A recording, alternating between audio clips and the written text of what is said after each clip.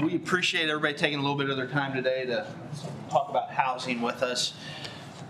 We do these on a regular basis where we have a topic that we try to cover. Last time was a lot of our public works projects. So this time we're talking about housing. We're going to have the mayor, Fitzwater, and Clint Smith, our Planning and Protective Services Director, and then Paul Samson from JCREP, who is a project manager for the organization that handles a lot of our economic development activities. So we're really excited about what's going on in this community, some of the things that we've tried to incentivize, and what you're going to see here is a lot of different programs and opportunities and ways the city can help try to get housing going in our community. So they're going to run through a lot of our successes and a lot of the things that are going to be coming up in the future. So with that, Mayor, you want to kick it off?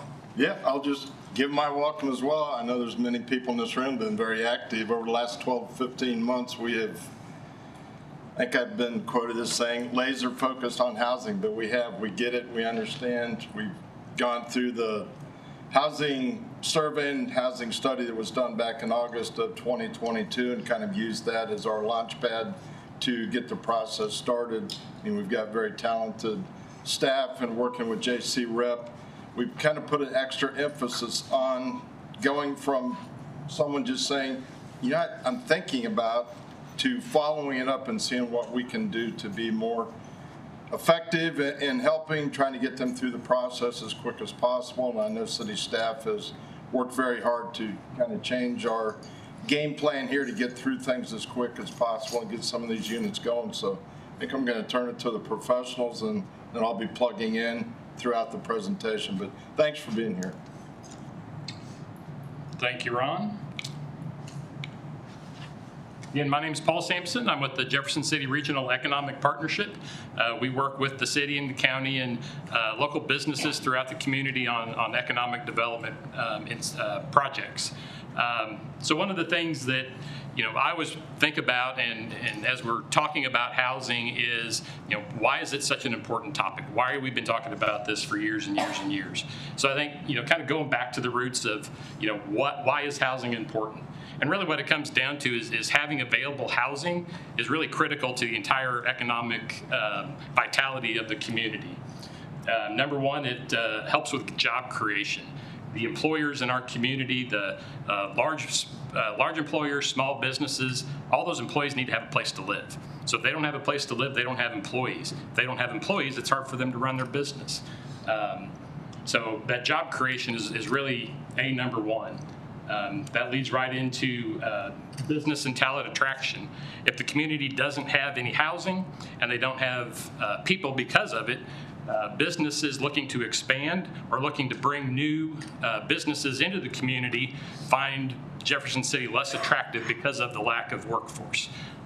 As businesses look at expansion and new opportunities in Jefferson City, that's one of the things that they always look for is, what are the workforce availability?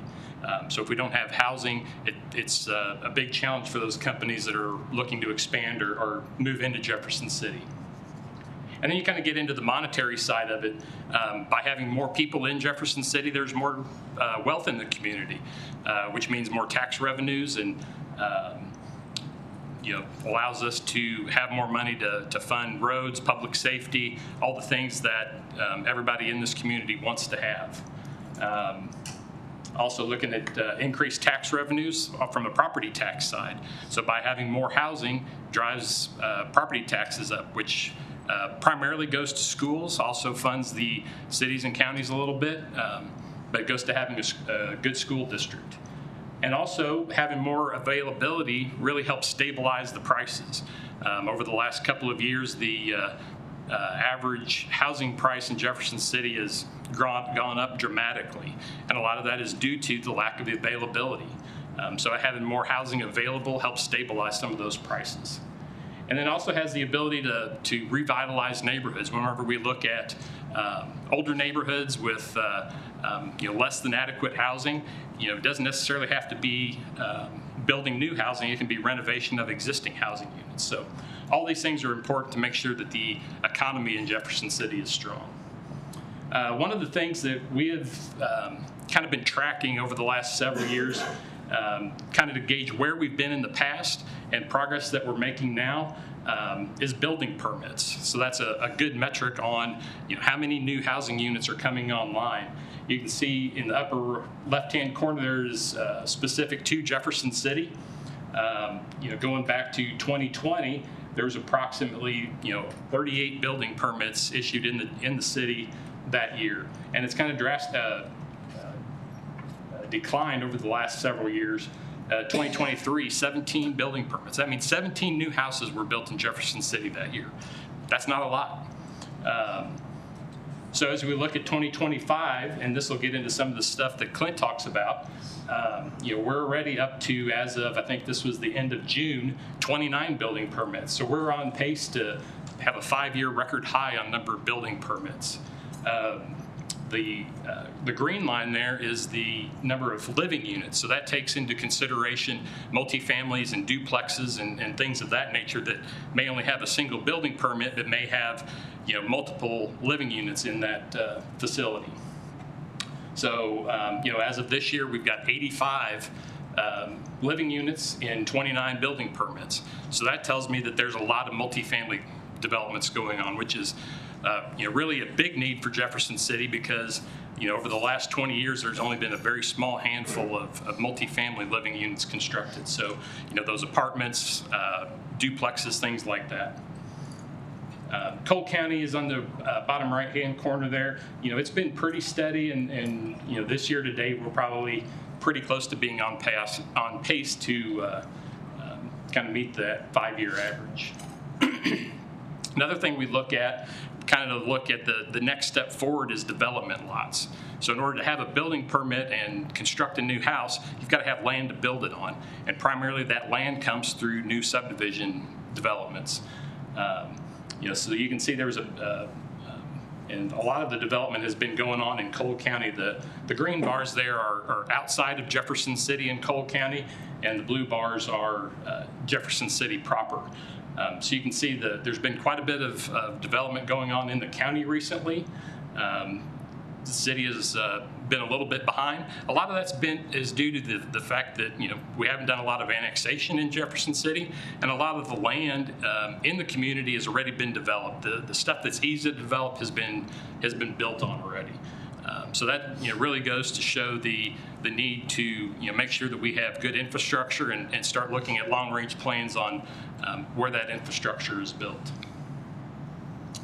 As we look at kind of the progression of where housing developments take place, we've kind of developed this framework of looking at future locations where housing might be appropriate, starting to track things that are being planned, helping those go through all the planning phases through the city or the county, and then looking at active projects, things that are actually under constructed.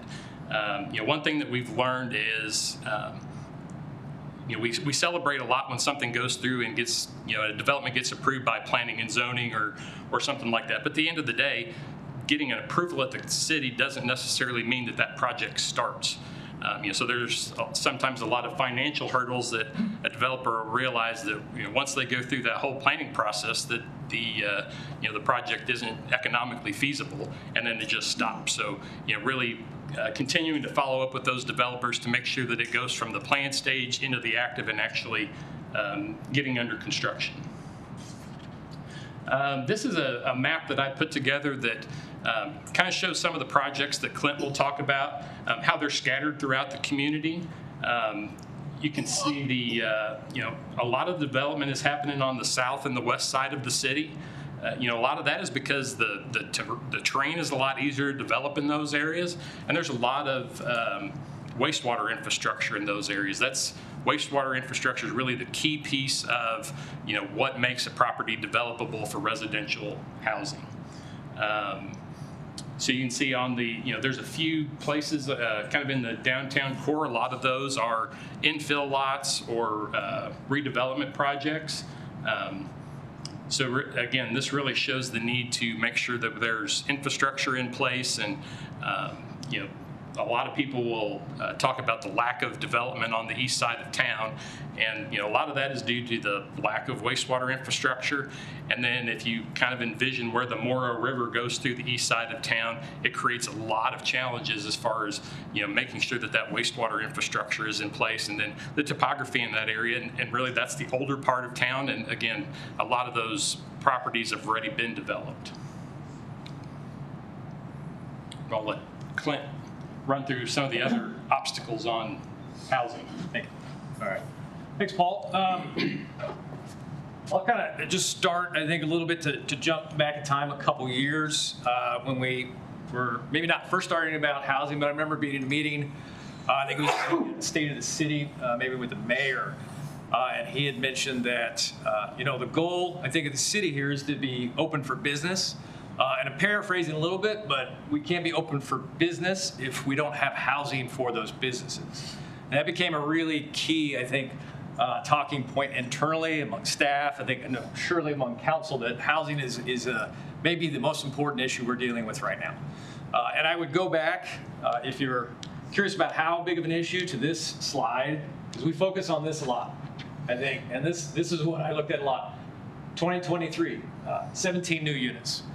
For a town of 40-some thousand, that is not a significant number of new housing. It's not beginning to actually replace what we need to replace and actually add new housing for new residents and new individuals who want to come in and work for the companies within this community and help us grow.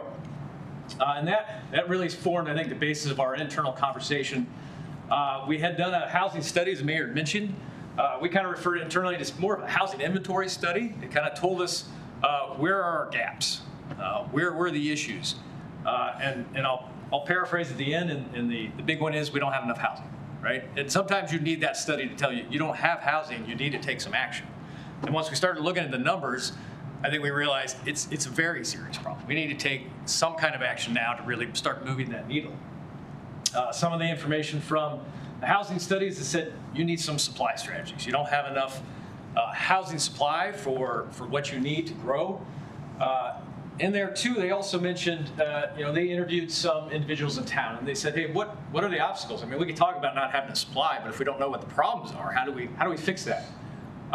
And what they really settled on, talking with those in the community that deal with housing, is that one, it's costs. Somewhat, it's available land, as Paul touched on. We're a little land challenged. We're topographically challenged. There's a lot of things going on with this community that's maybe a little unique to Jefferson City.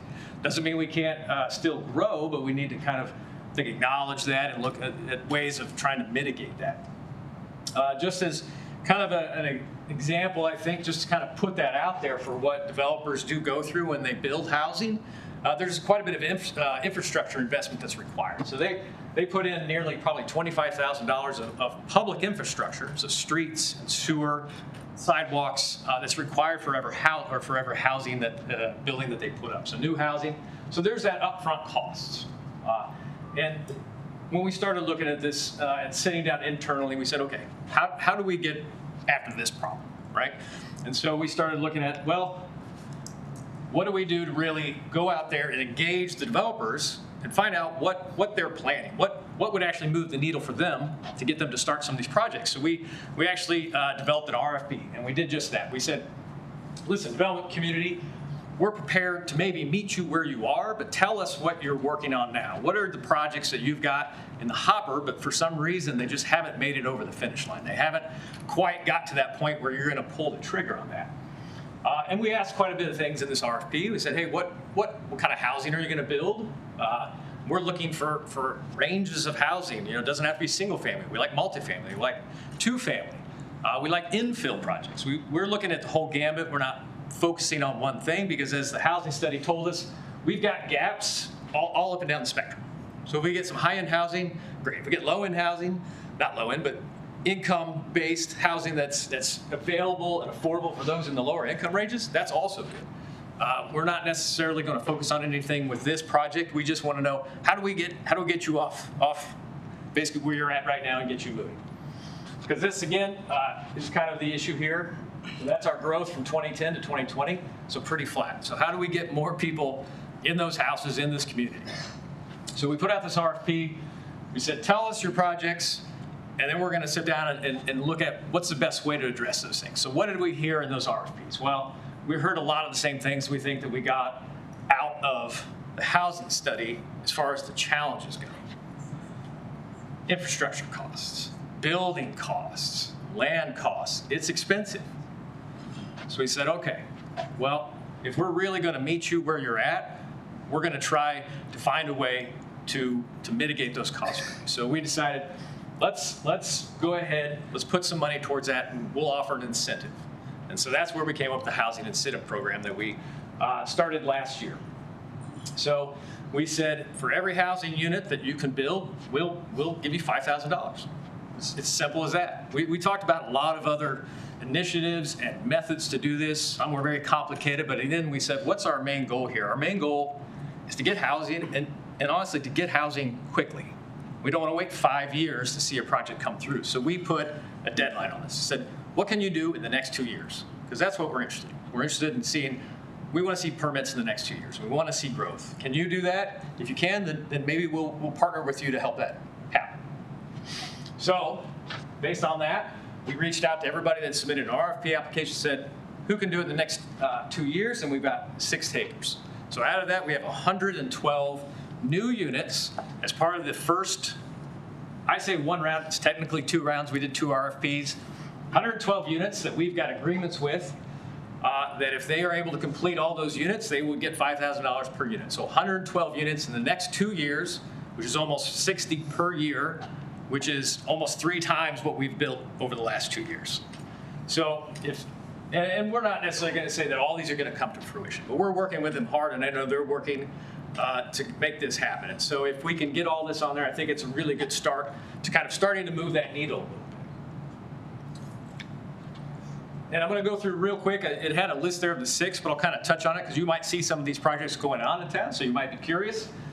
Some have started, some are still kind of in the kind of preliminary phase, but one of those 112, half that was new multifamily units. That'd be one of the biggest multifamily unit development we've had in years here. So an additional 56 units at Cherry Creek, so it's a continuation of their multifamily development out at that property. So it would be phase 2, so it's this blue area here. Savannah Place, overall, it's a 72 lot, 116 total unit project. So they didn't apply for all those units. They said, essentially, we'll commit to that first phase. And this actually came through planning and zoning just last night for their final plat. And so that's kind of the first step, or really the final step into getting the lots approved, and then they can start construction. So we're hoping to see, hopefully, the infrastructure start going in on that project. And then hopefully by next year, we'll see housing going out there. And one thing I don't think I mentioned too much is really the array of housing that we've got in the incentive program. We've multifamily here, the Savannah Place. That is a mixture of townhome style houses as well as single family style houses too. So different kind of price points, different housing options across the board. One thing I'll note too, they asked for a relief from the front yard setback, and I'll mention that again here at the end, but I just kind of want to point that out. Meadow Acres subdivision started on infrastructure. Drive out there, you're going to see a lot of work going on. You might see a lot of rock. Again, another common theme that we heard from developers. You don't get a lot of rock in some other communities. You don't get the grades that we have in this community a little bit. So this incentive really kind of, I think, helped take a little bit of that cost away from them and kind of push them over into that kind of more, hopefully, that green column and say, yeah, we think we can build this now in Jefferson City. The Ridge subdivision, again, a 2-family subdivision there, so kind of 2 units attached, but they would be separate ownership type style housing. That's off Country Club Lane. Also had reduced front yards.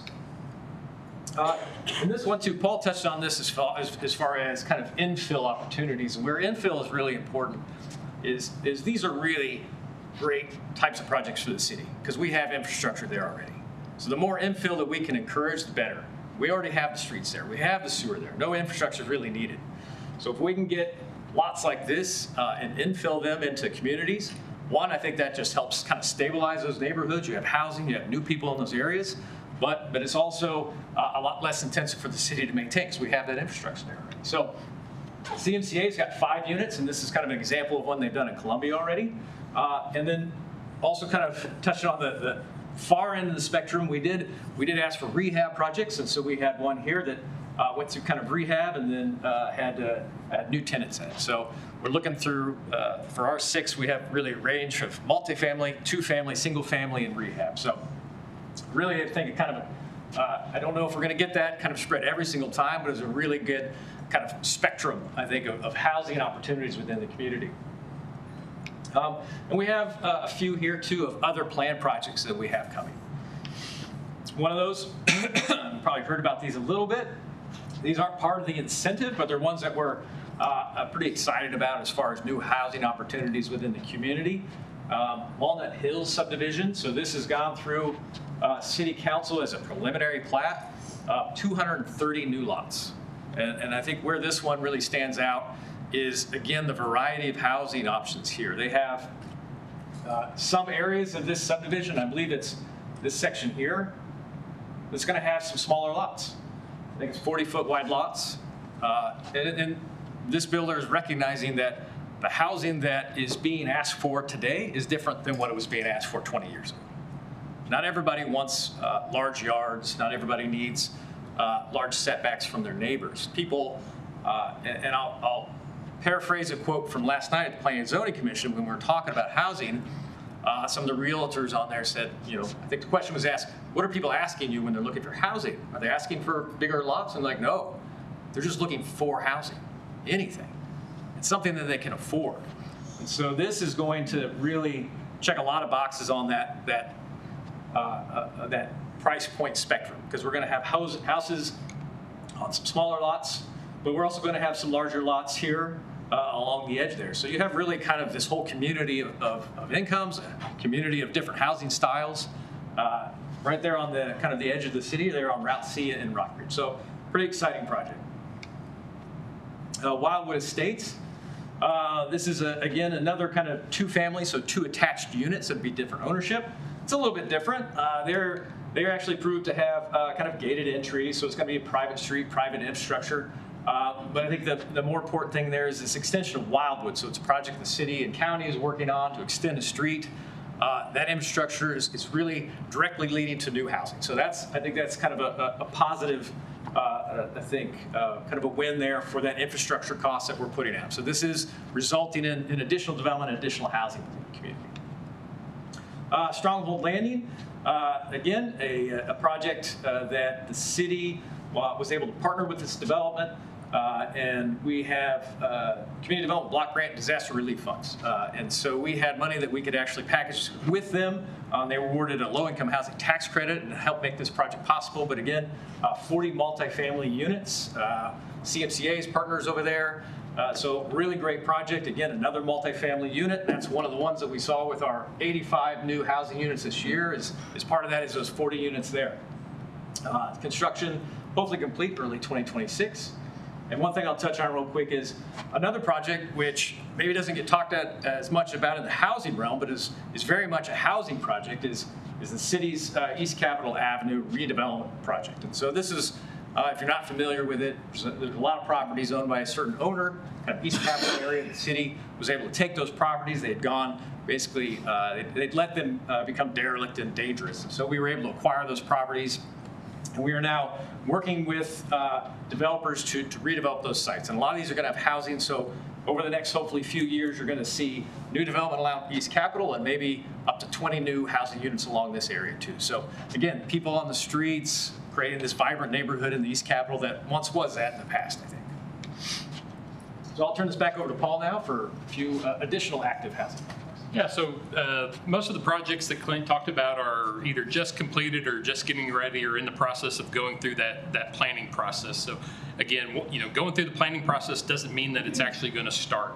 But what I wanted to do is just go through a few projects here that are, actually under construction and, close to being completed or actually have houses going up on them. So the first one here is Ridgecrest subdivision. This is right across Stadium Boulevard from JCMG. 87 lots in this development. The developer's been working on the infrastructure for the last year or two, getting very close to being complete. Primarily, this will be a duplex development, so potentially up to 174 living units on this property. This is one that went through the city's planning process last year. Edwards Ridge is off of Route CC, just west of 179, 26 single-family lots. Infrastructure is complete. Several building permits have already been pulled, and I think there's 3 or 4 houses going up in this neighborhood already. This is one really goes to what I've talked about is getting a planning process done doesn't mean it's going to start. This Dogwood Park, which is off of El Dorado, kind of in the east side of town, actually went through the planning process probably 2 years ago. The gentleman that owned the property, again, decided that he didn't want to go through a lot of the cost of putting that infrastructure in and those types of things. So he was able to sell the property and get it in the hands of a developer who did want to make the project happen. So this is 8 duplex lots, and right now for those buildings, 8 units are under construction. This is another interesting project. This is also a remodel in the east side of downtown area on 208 Marshall Street. So this is a historic renovation, which really even kind of puts an extra bonus on it. This building was damaged in the tornado. The previous property owner tried to make some repairs to it, and really didn't have the resources to do a very good job of it. So it got to the point where it just wasn't habitable anymore. So they turned it over to another owner, and they're currently in the process of, they basically gutted the entire building, and they're in the process of building 25 unit apartments in that. And they'll be all the way from studios, 1 bedroom, 2 bedroom. I think there's a couple of 3 bedrooms in there. Those renovations are underway now, and hopefully to be completed late this year and ready for occupation. Having these multifamily projects close to downtown is really important. Making the downtown walkable. The gentleman that owns this also has some other businesses in the downtown area, and he has a lot of employees that want to be able to walk to work. So having a project like this in the downtown is really important. This is actually right across the street from the Stronghold Landing project. This is a 10-unit apartment complex building. Started early this spring, and you can see from the picture, construction has gone quite a ways along, and so there'll be 10 new townhouse-style apartments ready to rent probably by the end of this year. One of the things that we have also at JCREP been working on is making sure that we always have projects in the pipeline. You don't want to kind of sit on your laurels and be happy with what you've got. You always want to be looking to see where the next one is. So what we have done is kind of looked throughout the community and identified several properties throughout town that are developable. So that whenever we have a developer comes to us and says, hey, I'd really like to do a project, where can I do it? I've got a list of probably 50 different properties that we can start showing them. The Walnut Acres project actually started off that way. The developer was interested in doing something in Jefferson City. We brought them to town for a half a day, drove them all around, showed them a dozen sites, and after looking at kind of the ones we had laid out, they picked their favorite and were able to work out a purchase contract with the property owner. So just having that availability and identifying properties that are suitable for development is important. And then we also work with those developers and helping them do concept plans, trying to figure out what they could do with a piece of property, and then working with them in the city through all the planning processes and helping them to just continue progress and make sure that those properties do come to fruition. That's all I've got. One thing I might add on here, and I don't know if that showed up on the slide. Oop, there it is. So out of all the housing projects that we've kind of run over today, currently active, a total of 430 living units that are actually under construction. So over the next subdivisions don't get built out instantaneously. It often takes several years for that to happen. But over the next several years, you've got 430 living units that are currently being worked on, at least the infrastructure in the subdivisions. The planning projects that Clint talked about, 575 living units. So whenever you look at that, compared to the last 5 years of the number of building permits and living units that have come on board, we're looking at potentially another 1,000 units that might come on board within the next handful of years. So I really think that with the work that the city has done, and I think we're starting to make progress and kind of turn the tide and start making some positive progress.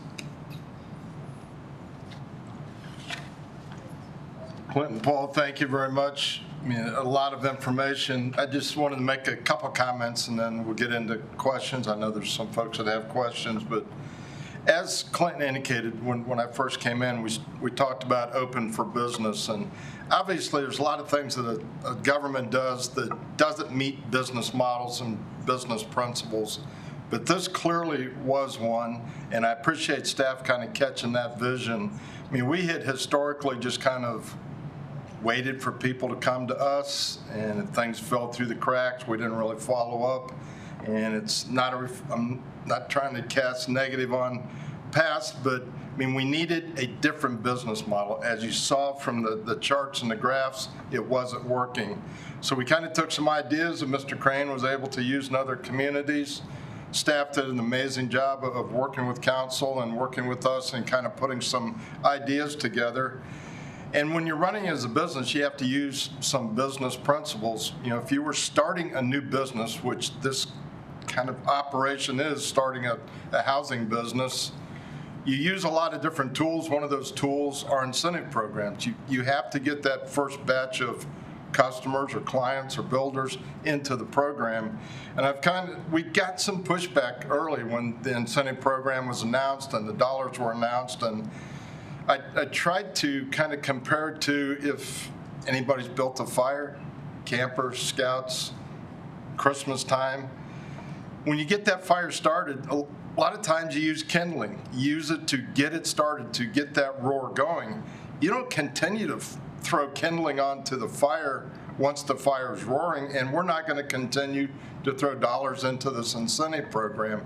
But it has done an amazing job in some of the projects that you've seen there, and I think we're getting successes. And the builders that we've been able to attract, we love having local builders, and there are many in this program. We've also attracted people from the outside that have said, hey, we like what we see going on in Jefferson City and we want to be a part of it. The second comment that I would have is there's a lot of decisions that go into making a success story. So, I mean, the Wildwood extension, I mean, we knew if we invested dollars there, that project had been on the books for about 15 years. If we extended that roadway, it was going to open up opportunities for development, and Mr. Farr came along shortly after we approved that project and got it started, and you see the Wildwood Estates complex. Some of the things at Cherry Creek, as we watched and worked with Unilever and some of the investments they were making, one of the things that continued to say was, we've got to have housing if we're going to continue to invest in this community. Scholastic, Hitachi, in addition to all the small businesses we see coming into this community. It's housing and housing. So the decisions we make in other areas impact the successes that we have, and then they just start playing on themselves. Modine made an exciting announcement a couple weeks ago, not only expanding a facility, and we see a lot of expansions, but bringing new jobs to the community, and businesses don't bring new jobs unless there are places for some of those employees to live. Now, obviously, some of the people that will take those jobs already live here, have other jobs, but they're going to attract new people into the community. So the decisions we make, if you look at it in a vacuum, just one decision at a time, sometimes it is why is council doing that? But if you look at the entire mosaic of what we're trying to do in the pieces, they all play together, and there's no dots to connect, and Paul may refute, but I think the Modine project, the success that we inherited there with their decision to expand somewhat was dependent on us providing housing in the community, and especially all of the housing we're doing right around the Modine between the Walnut Hills, the expansion of Stronghold Landing, some of the other projects that are already in place. So as you look at what council is doing, just remember that the pieces fit together in a puzzle. It comes up with a pretty cool picture if you give us the ability to kind of connect the dots. And then the last piece of that, as I think Clint indicated, we got some pushback on lot sizes out in the Walnut Hills. If you go around here in the downtown, you've got housing units that almost touch each other.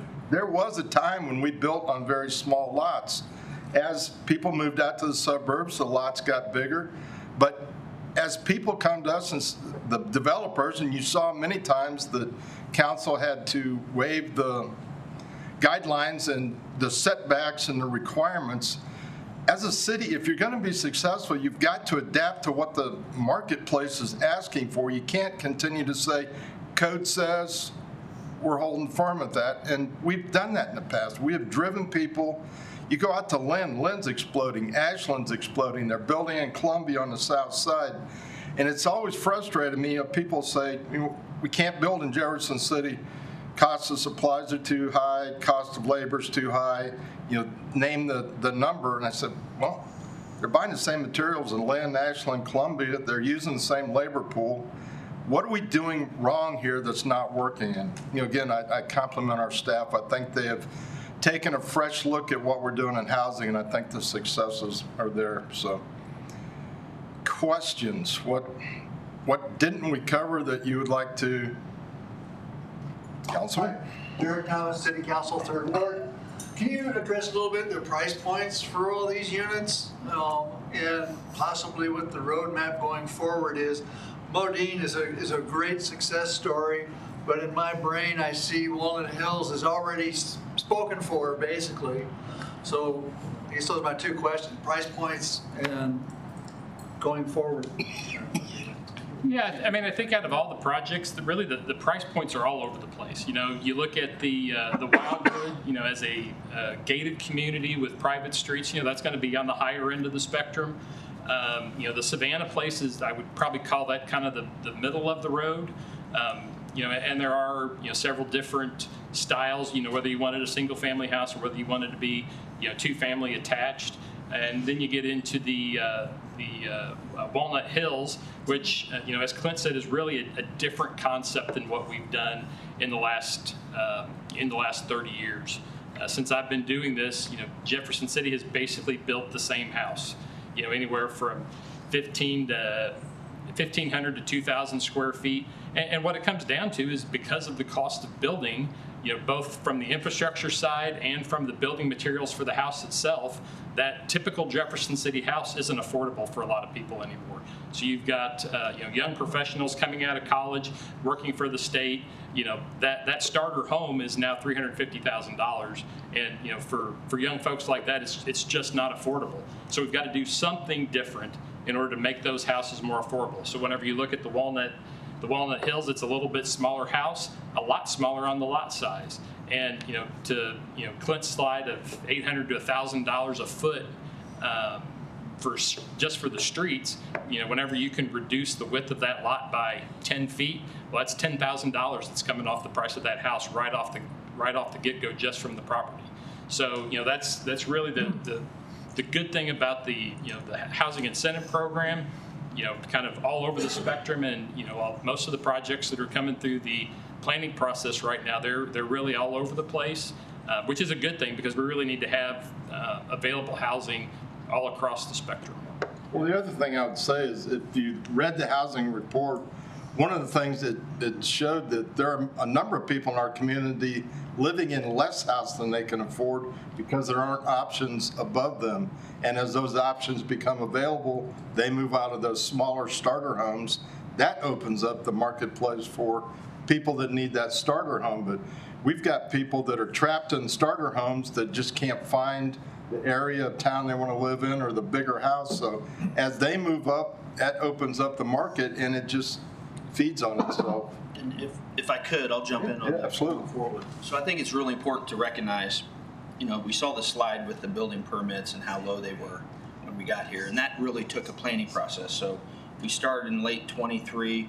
The mayor was elected that year, and it took planning, and then it took getting resources and buy-in. So it took, a year of planning and a year of building resources with funds that we had available. The council was willing to invest in this.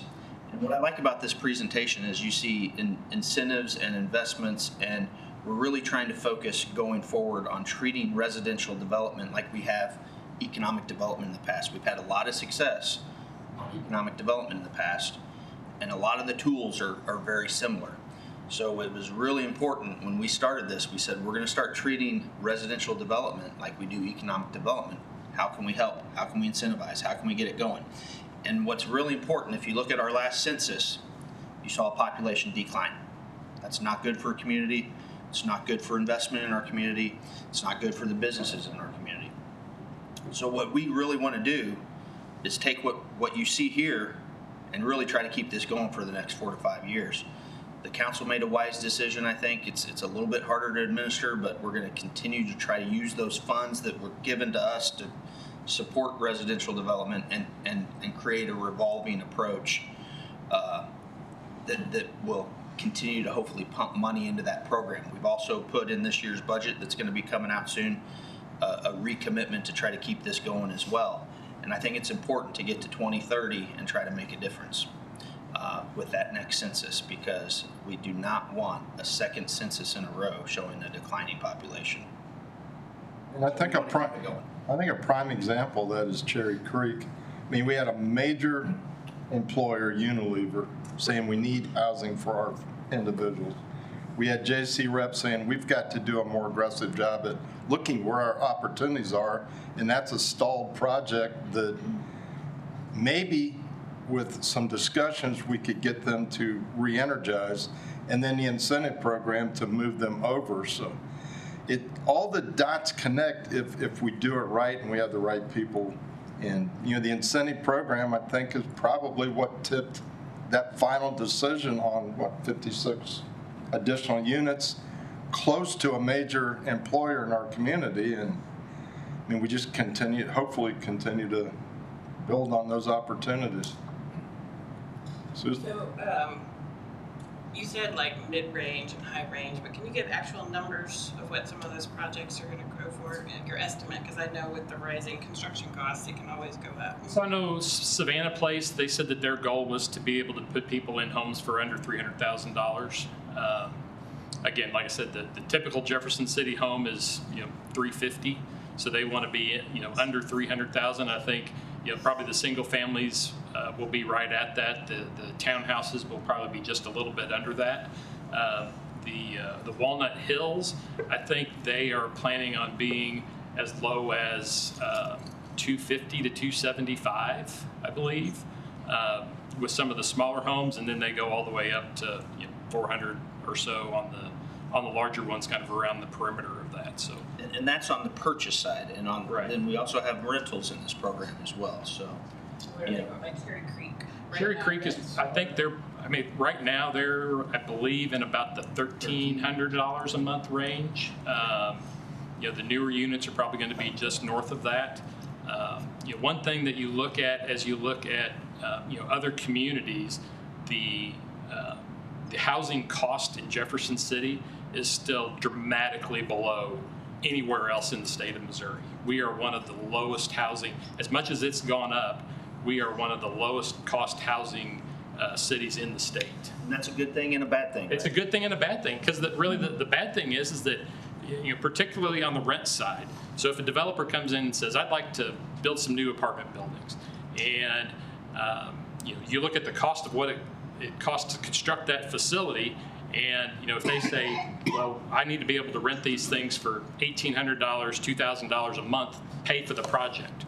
Well, at the surface, they look at it and say, gosh, that's 25% above what the median rental rates are in Jefferson City. So I think you really have to look at it from, not necessarily what the rents are, but what they should be. They're depressed and low because we don't have anything at the upper end.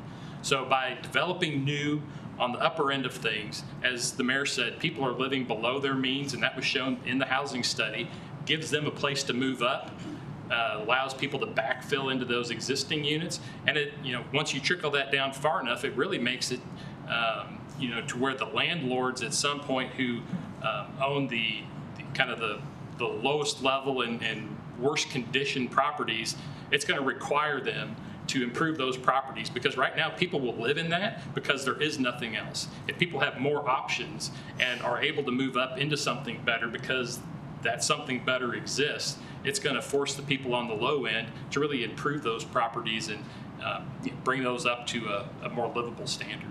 So the process you're talking about is called filtering, and it can take decades sometimes for that to actually come down and the prices to come down and for things to improve.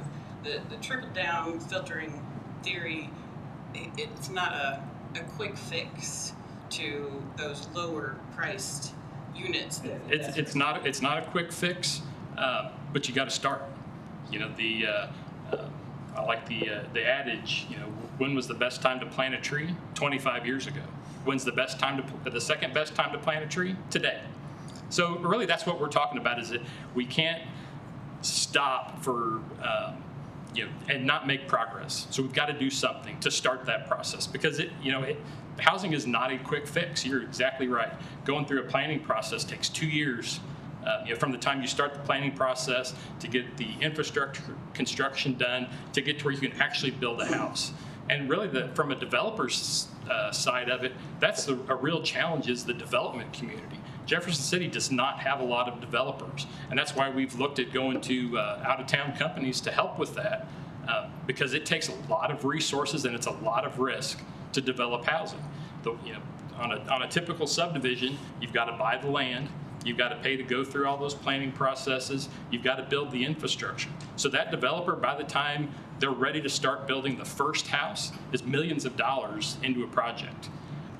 They don't actually make their money until the last 5 to 10% of the houses, which are maybe 3 to 5 years down the road. So you've got tons of money locked up for 5 to 7 years before that developer has any hope of making any money.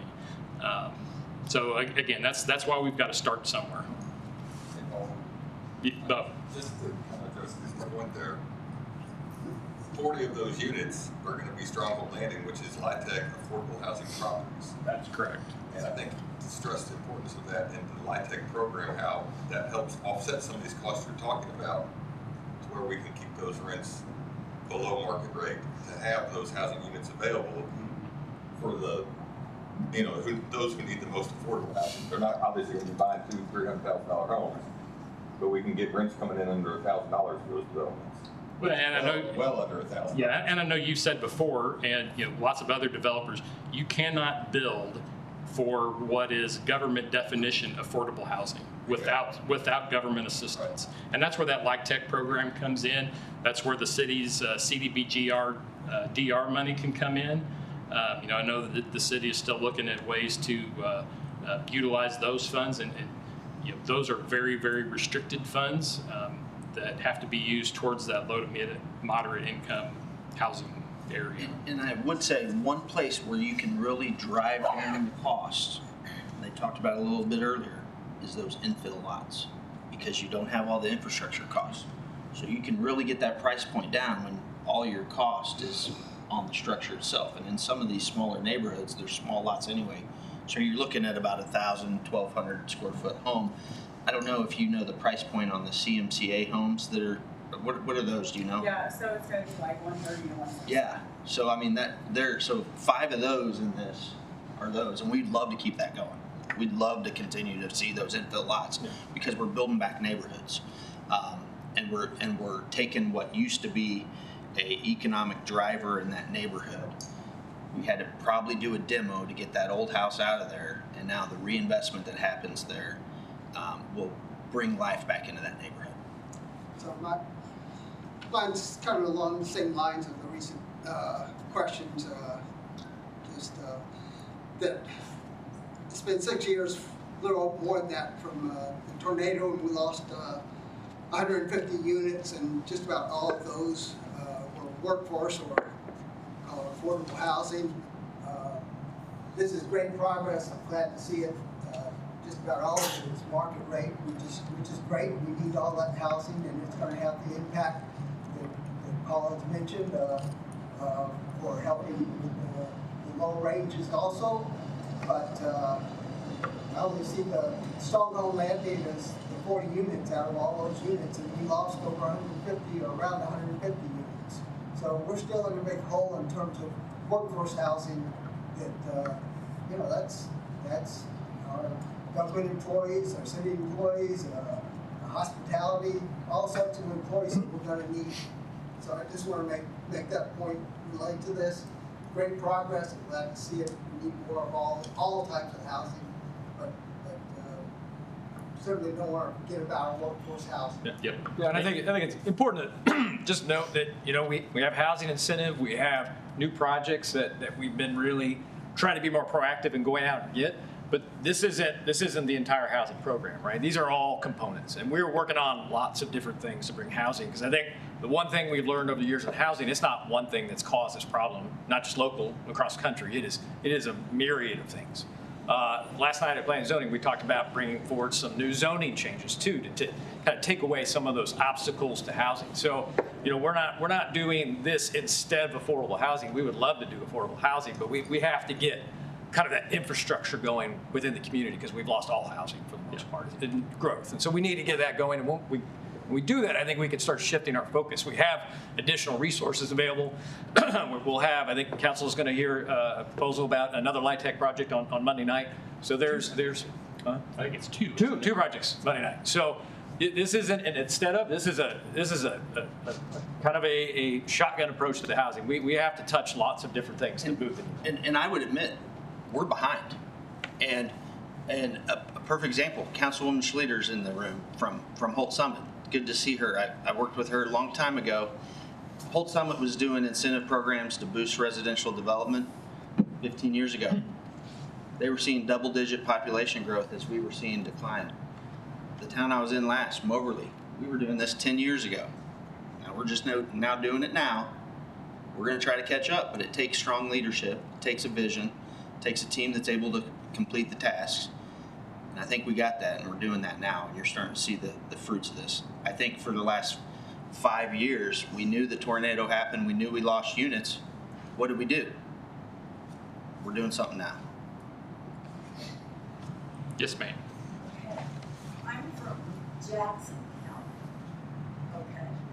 And I think of Jefferson City as where the rules should be made for all houses.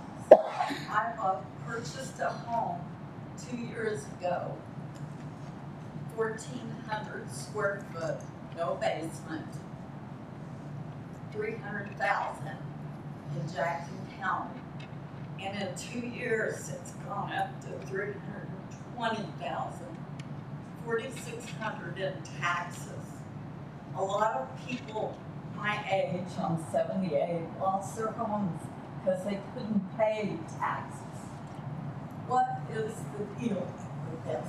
And they bring in, I have nothing against anyone, they bring in Mexican help to rough in and build the homes.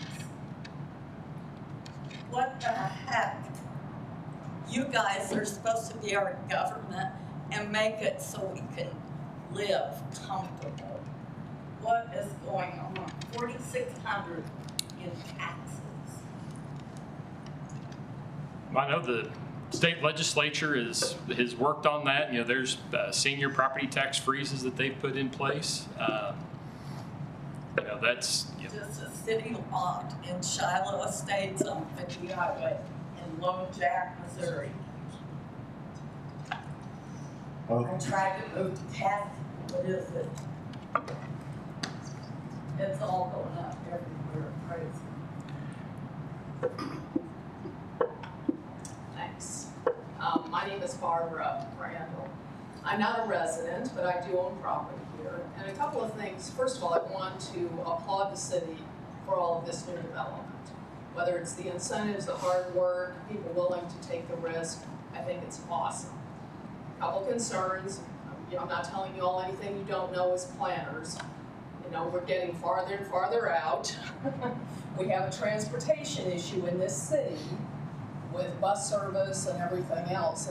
And I know you're looking at both, but I think that's something you really have to remember, is that if you even get people who can afford these units with good jobs at these employers, they still have to get around. And younger people are not buying cars, the cost of everything.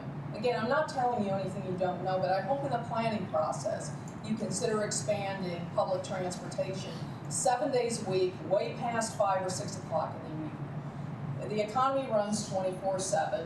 Let's move into that too. Secondly, you talked about infill, Mr. Crane, and the existing renovations in homes. We do have lots of opportunity in the central part of this city where we don't have to worry about transportation so much. I have seen, I've got a little bit of investment in this city, and I've seen how good it is to work with the planning and zoning folks and the inspectors.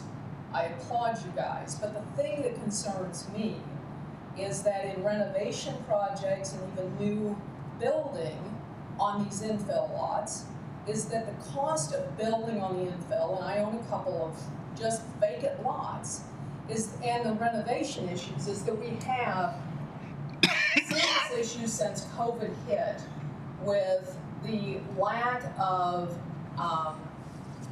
electricians and plumbers and HVAC.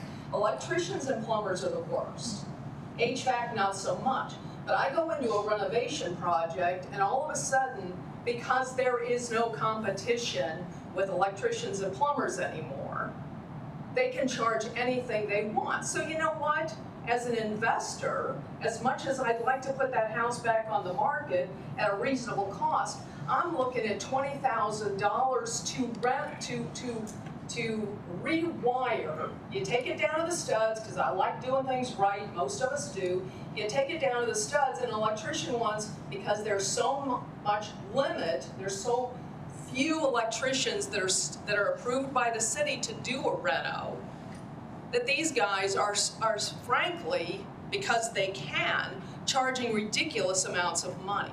That's got to be addressed. And I appreciate the fact, Mr. Mayor, that you all have said, Mr. Crane, hey, we want to adapt, we want to look at what the conditions are now. Well, the conditions are now is that you've got limited access to electricians and plumbers. They are charging exorbitant rates on these renos and new builds because they have no competition. There's lots of ways to open that up. Happy to talk with y'all about it. I know y'all know how to do this. Stop letting them, or stop requiring that they have full-time employees. That's a simple one right there. If an electrician, if a master can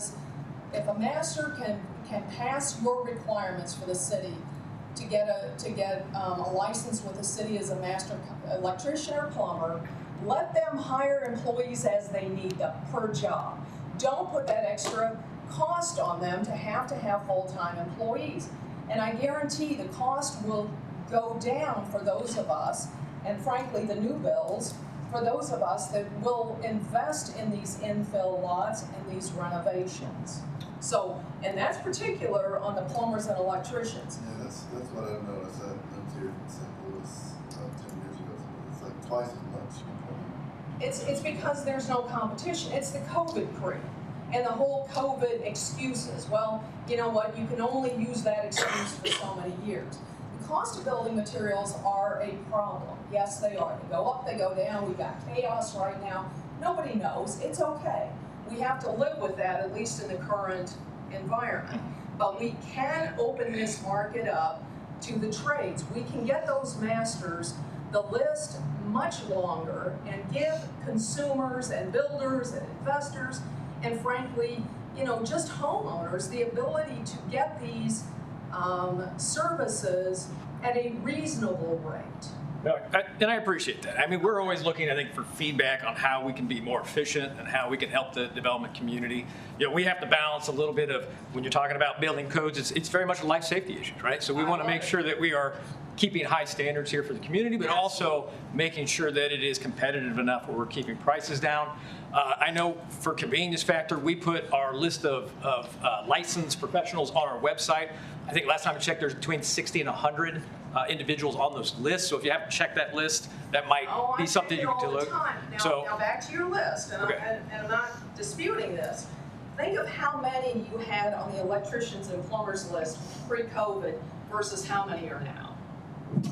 I wasn't here pre-COVID, so I'd have to go back and check that list. But I appreciate the feedback, and we're always looking to look into that thing, so we can help. When you can't get on a renovation of an existing single-family home that could go right on the market to fill in, so we're not waiting on.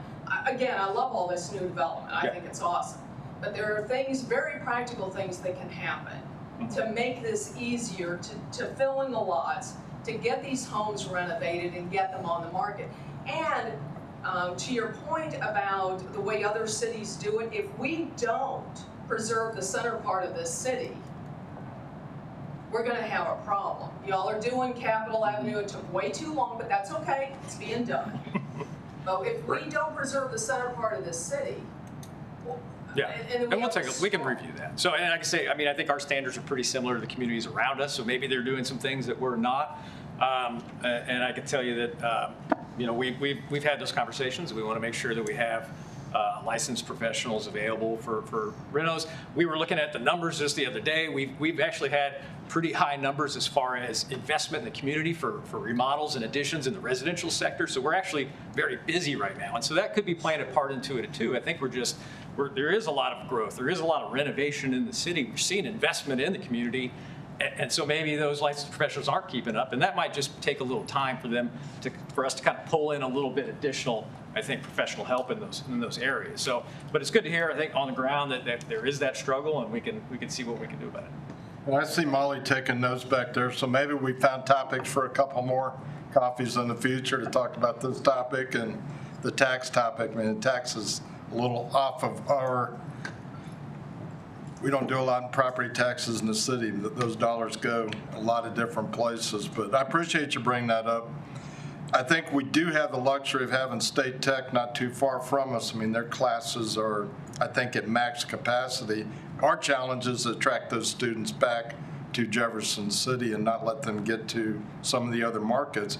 But to do that, we have to be successful. So I think it all feeds off of each other.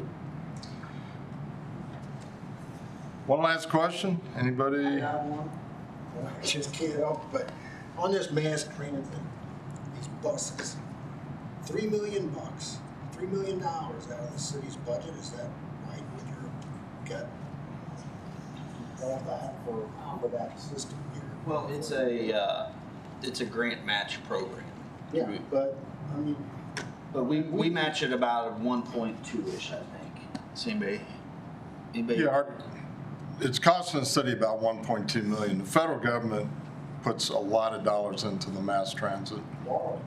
Yeah, I'm sorry? Even more borrowing. And I don't think that's a good idea. I mean, I love the fact that, you know, there are certain services that we start up taxpayer dollars.